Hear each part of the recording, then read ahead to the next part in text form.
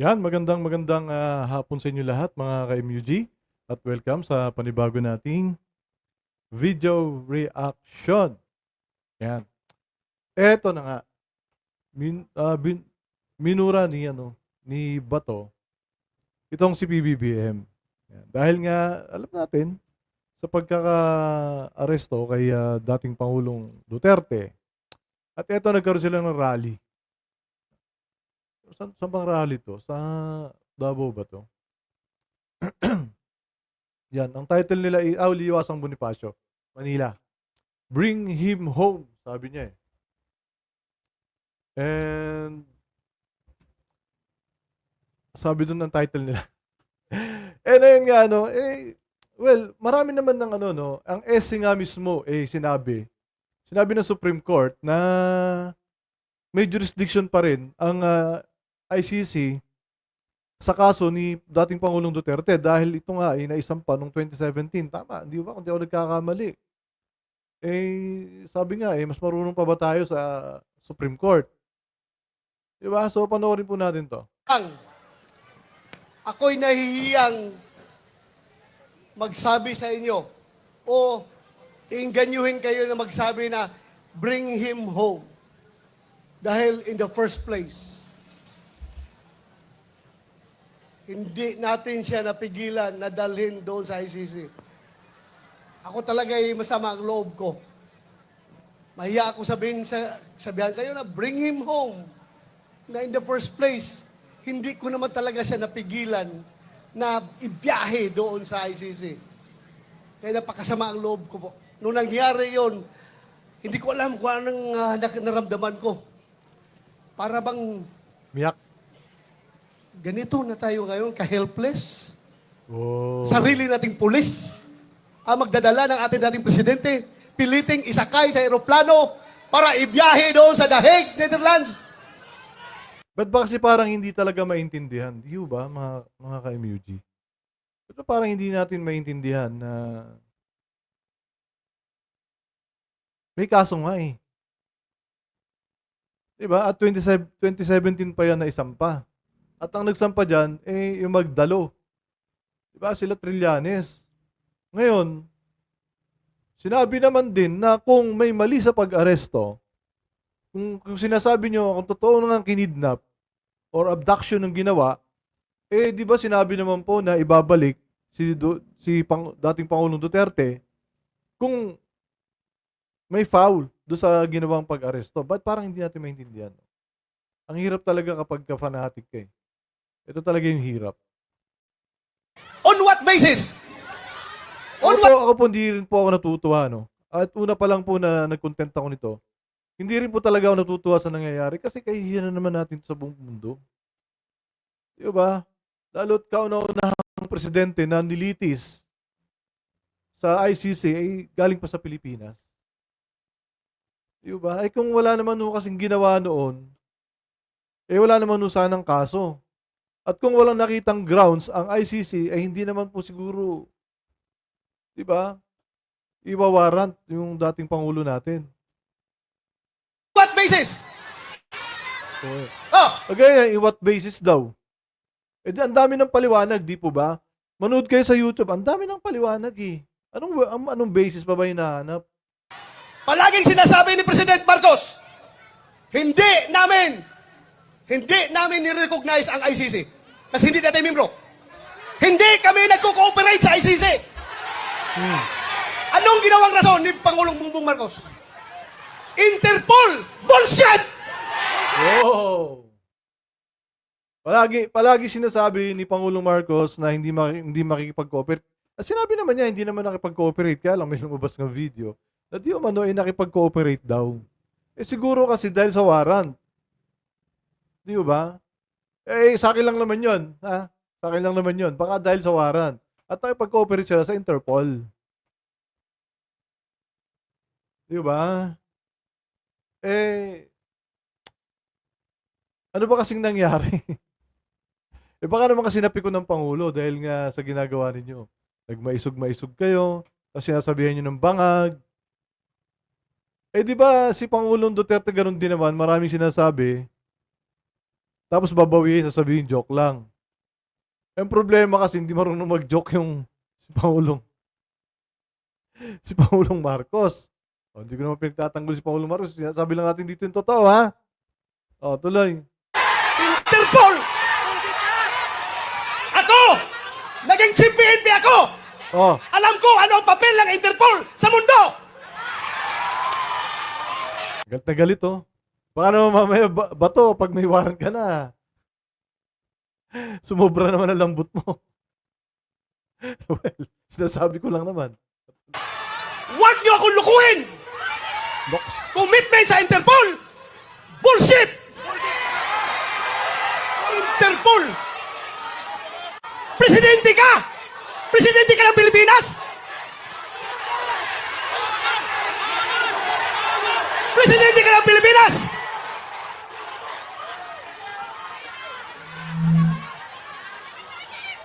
Presidente ka ng Pilipinas! Mapapressure ka sa Interpol? Ha? Pero ang lumalabas, mas gigil na gigil, mas atat sila kaysa Interpol, kaysa ICC. Atat na atat sila na ibiyahin si Pangulong Duterte. Bakit? Di ba katungkulan na ating gobyerno ay Yan ang protocol, eh. Diba, di umano, ha? Sabi, ayon sa mga napapanood ko rin ng mga expert naman yung mga napapanood ko, eh. So, yun ang protocol, eh. Kaya nga sabi ko, may mali, ibabalik naman. O, di ba? Sinabi naman lahat doon sa hearing ni Medialdea, yung inyong mga reasoning. Kaya alam mo kung hindi tumalab. Kaya magkakaroon ng hearing na susunod ulit. September yata, hindi ko nagkakamali. yun sa ating konstitusyon to protect, to serve and protect the Filipino people. Ito hindi naman sa pag-ano, parang kasing di ba? Parang ginagaslight nila yung mga tao. Di ba? Sana yung mga tao, no, manood din kayo unawain niyo mabuti, no? Intindihin niyo rin na may mga nagpapaliwanag din naman, no, sa YouTube, sa mainstream media, may mga nagpapaliwanag, eh. Na yung iba, ang opinion nila, may mali sa pag-aresto kay dating Pangulong Duterte. Yung iba naman sinasabi na mga expert din naman, mga abogado rin, na wala daw mali doon sa ginawang pag-aresto kay dating Pangulong Duterte. Ngayon, at sinasabi din, pangalan nito, yung nag-aral sa The Hague mismo, na abogado rin, na Pilipino rin, na kinontent ko rin nakaraan. Diba? At yung iba sinasabi din na masyadong stricto ang ICC pagdating sa mga ganyan. Lahat ng tamang trato ibibigay sa dating Pangulong Duterte. At kung may mali, gagawin nila yung trabaho nila. Kung may mali, sinabi naman din nila na ibabalik nila si Pangulong Duterte dahil nga mali yung ginawang pag-aresto. Di ba? At sinasabi nga din doon na ang mga judge, mga prosecutor sa ICC ay stricto sa kanilang trabaho. Ginagawa nila ng tama yung kanilang mga trabaho doon. Unlike dito sa Pilipinas, kaya bumabagal yung ating judiciary, yung ating judicial system, kasi nga, di ba, may mga sinasabi na nalalagyan yung iba. Diba? At saka sa dami. At kakulangan na rin siguro ng ating personnel sa ating judiciary. Ano po? Tuloy natin. Sinong siniservisyohan niya? Yung mga dayuhan, hindi ang Filipino people. Kasi ang Filipino people, yun ang pinadala niya doon sa dahig. Layo naman. May mga may mga humihingi ng hustisya. Senador. No? Senator Bato, may mga humihingi ng hustisya na sinasabi nga, no? Kaya mga political expert, sila si Ricky Tan ba yun? and Sir Sigera, di ba, na kung iyan ay sinampa nung panahon ng AJK dito sa Pilipinas, alam nating walang mangyayari, di ba? Wag na nating ipagkaila 'yon. Kasi ano ba yung kakasuhan mo? Tama naman eh. Sino ba yung kakasuhan? Itong mga humihingi ng hustisya. Di ba mga pulis? Sa tingin nyo, yung mga pulis na to magbibigay ng police report sa mga humihingi ng hustisya noong mga panahon na yon? Kaya ang naging last resort nila ay yung ICC. At sa tulong nga ito ni dating Senador Trillanes. Alam nyo, habang kinakarga siya sa aeroplano, nag-struggle sila doon. Wala na ko ibang magawa. Dahil nandoon ako sa Davao, kino-coordinate ko yung ating yung petisyon na ginagawa natin na hindi nakahabol. Hindi ako sumama sa Hong Kong dahil sa gabi na yon, alas 3 sa madaling araw dapat ang biyahe ko papuntang Hong Kong. Pero merong nag-leak sa akin na impormasyon. Hindi pa rin tulog ang Diyos. Nagsabi na, sabihan mo sila na may warrant na si President Duterte at si Bato. Uhulihin sila pagbalik nila dito, galing sa Hong Kong. So tinawagan ko si Bingbong Viteldia. Sabi ko, sir, meron ng warrant. Hindi na ko habol dyan. Kasi kasuhin ko na lang yung petition natin dito. Petition for certiorari and Kung alam pala nila na may warrant, bakit ang daming nag-content na ng mga DDS na wala daw warrant? 'Di ba? Bakit sinasabi na walang warrant? Now, illegal nga daw yung pag-aresto dahil nga wala daw warrant. O bakit nga sinasabi niyo may warrant naman pala? prohibition. Kinordinate ko yung ating mga abogado, sila Atty. Torion. Pero nung kinarga na siya, wala na ako, ano bang gagawin ko? Alam yung nagawa ko? Naghanap ako ng tao na kakilala yung piloto ng eroplano. Pinasabihan ko yung piloto, sabihan mo, pag gawin niya yan, ibiyahin na si Pangulong Duterte. He will go down in history as the pilot na naghatid sa pinakamabait, pinakamahal na Pangulo doon sa dahig. Sabi ko, merong nagko-communicate sa amin dalawa eh. Sabihan mo, pagdalahin niya si Pangulong Duterte doon, mananagot siya sa taong bayan. Ba't pag-iinitan yung piloto? Ginagawa lang yung trabaho niya na pag-utusan lang yun, Bato. Ano ba? Pati piloto pinag-initan mo. Nag-iisip ba to? Nagot siya. Lagot siya.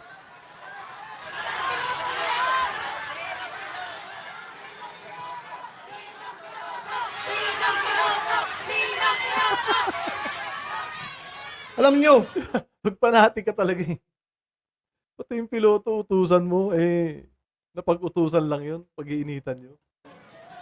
ang nakakasama ng loob ko. Alam mo yung isang barangay kapitan? Sa barangay kapitan, maliit na barangay. Kausapin mo. Kap, ano ang tingin mo dito? Tama ba ito? Hindi. Sabi ng kapitan sa'yo, sir, ikaw naman, sir. Pareho tayong lalaki. Hindi pwede yan, sir. Hindi talaga. So may isang salita. Pero may nakausap ako isang presidente. 2 bisis ha. Unang bisis. Doon sa Bukidnon. Kasi nung 2022 election, kung hindi si Inday Sara makasama sa kanilang rally, kasi mayroong ibang commitment, ako ang nagpo-proxy kay Inday Sara. Kasama kami na sa stage. Siya ang kandidato ng presidente, ako ang nag-represent kay Inday Sara. Bakit kayo gumaganyan ngayon? Di ba kayo yung unang parang sinabihan ng bangag, lagi kayo nagra-rally, pilit niyong pinababagsak yung administrasyon ni Marcos. Oh. Sabi hindi naman nakipag-cooperate sa Interpol naman nakipag-cooperate yung sabi. Kaya lang ayaw niyo maniwala. Well, naratibo niyo yan eh. Di ba? Prerogative niyo yan, ayaw niyo maniwala eh. Tuloy. Nag-uusap kami. Nag-uusap kami doon. Alam mo, sabi sa akin, hindi siya papayag na makialam ang ICC sa ating bansa. Hindi pa siya presidente noon. Pero hindi niya sinabi na hindi niya ipapahuli sa Interpol. Di ba? Sabi lang niya, hindi siya makikipag-cooperate sa ICC. Pero wala siyang sinabi na hindi siya makikipag-cooperate sa Interpol. Oh.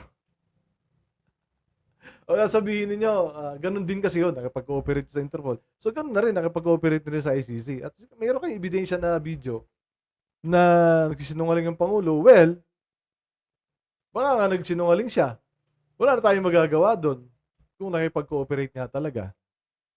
So kung yun ang ano nyo, kung yun ang awag doon, kung yun ang sentiment nyo, wala tayong magagawa doon. Eh kayo nga sinabihin yung bangag eh. Hanggang ngayon sinasabihin yung bangag eh. Hindi nga kayo pinapansin eh. Hindi ba presidente? Pangalawang bisis, presidente na siya. Doon sa Malacanang, inibitahan niya kami. Tinanong ko siya, ano ba itong stand nyo, Mr. President? Pabago-bago. Iba yung sinasabi mo, tapos yung mga tao mo, iba ang sinasabi. Ano ba talaga? Mabuti yung lalaki sa lalaki, sir. Sabi ko, lalaki sa lalaki, sir. Prangkahin mo ako. Para I know what to do. Please, prangkahin mo ako. Sabi niya sa akin, alam mo ba to? Kahit gabuhok mo, kahit wala akong buhok, ha? Kahit gabuhok mo or buhok ni President Duterte, hindi mahawakan ng ICC. Hindi ako papayag na papasok ang ICC dito. Malinaw ICC hindi Interpol. Alam mo, dagdag niya. Kasi, kung papayagan ko yan, alam nyo, kung papayagan ko yan, after ninyo, mga Duterte, ikaw, after sa investigasyon ninyo, baka kami na naman ang isusunod ng ICC. So, naniwala ako. Pero bakit ngayon, yung nagkahiwalay ang unit team, bakit biglang nagbago? Bakit biglang nagbago? Halata! So ito guys, ako naman, ano ko lang to sa akin lang naman to. Opinion ko lang to. Sino ba kasi nauna? Para magkahiwalay ang unit team, di ba? Sino nauna? Yun ang tanong. Na itong lahat, ang ugat nitong lahat, ay kasakiman sa poder ng gobyerno. What? Ayaw nila na papalit si Vice President Inday Sara sa 2028 para maging presidente. Sinimulan nila yan sa People's Initiative. Doon nagsimula. Nagka-litsi-litsi ng Pilipinas. Ngayon, Hindi naman. anong nangyari? Saan pupunta ang Pilipinas nito? Wala. Okay pa naman Actually, senador ka, dapat di mo nga dinidismay yung mga tao eh. Isa ka sa nagpapatakbo ng gobyerno eh. Di ba sasabihin mo saan pupunta ang Pilipinas? Pinapasahod ka nga namin eh. We're very much divided. Mabuti sana kung ang division ay 50-50. Hindi ako statistician, pero alam ko, ang division ay nasa 80-20. 80 tayo, 20 lang sila! Pero, Talaga, but dapat nakapag people's power na kung 80% kayo. yung 20 na yan, sila may hawak ng poder ng gobyerno, kaya tayong 80, kaya tayo ang majority. Tahimik lang ang mga tao dahil nagtitimpi lang ang mga tao. Nagtitimpi lang ang mga tao. Anywhere I Ewan ko sa iba to. go, Luzon, Visayas, Mindanao. Magsabi lang tao sa akin, Sir, sabihan mo yung kasama mo sa Team Suka. Sige lang, sir. Tiis lang kayo. Basta kami, sir, alam namin what to do. Alam namin, sir. Basta kami, makita na lang natin sa baluta kapag kami bumuto. Magugulat na lang kayo kung anong magiging resulta. Ako na may naniniwala. Dahil hindi man ako nakiusap sa kanila. Hindi ako nakiusap sa kanila. Sila kusang loob na lumapit sa akin. Nag-survey ka. Alam nyo, ang nakakasama pa, ha? Ako, kilala ko at nakasama ko si Pangulong Duterte. So, ito guys, no. Ito, mapapagkamala na naman akong nito pro-admin eh. No, ito sa akin nag-react lang ako dito, pero totoo naman. Diba? Totoo naman eh. Sa totoo lang tayo, guys. Sa totoo lang tayo ngayon. Gusto niyong mag unsub sa akin, okay lang naman. No? Okay lang yan. Almost 40 years. 39 years, more. More than 39 years. Magpo 40 years na kami magkakilala. 1986, pag-graduate ko sa PMA. O, so yun lang naman guys. So tapusin natin to dito. Wala naman ng ano yan. Yun nga, 80% daw sila. 20% lang yung nasa administrasyon. Di sana, natuloy na yung people power. Kaso sabi niya, tahimik lang daw. Nagtitimpi lang daw yung mga tao. So, yun. O, yun nga. So, ang tapang ni, ni Bato de la Rosa. Ay, naalala ko lang baka mamaya, pag may warrant na siya, magtago. Di ba, nung nakaraan, tagal niyang lumutang. Pero sabi naman niya, pumunta raw sana siya ng Hong Kong. Hindi na siya natuloy. At tapos, sabi niya, ginagawa daw niya yung kanyang request yata sa sa SC. Wala pa naman siyang warrant. Di ba? Excited, sabi nga niya. Okay, so yun lang naman guys. Maraming salamat sa inyo sa mga patuloy na sumusuporta sa akin. Muli, isang magandang hapon sa inyo. At syempre, huwag natin kalilimutan, minsan lang tayo mabubuhay. Pili natin maging tama at mabuti. Maraming salamat. Bye-bye.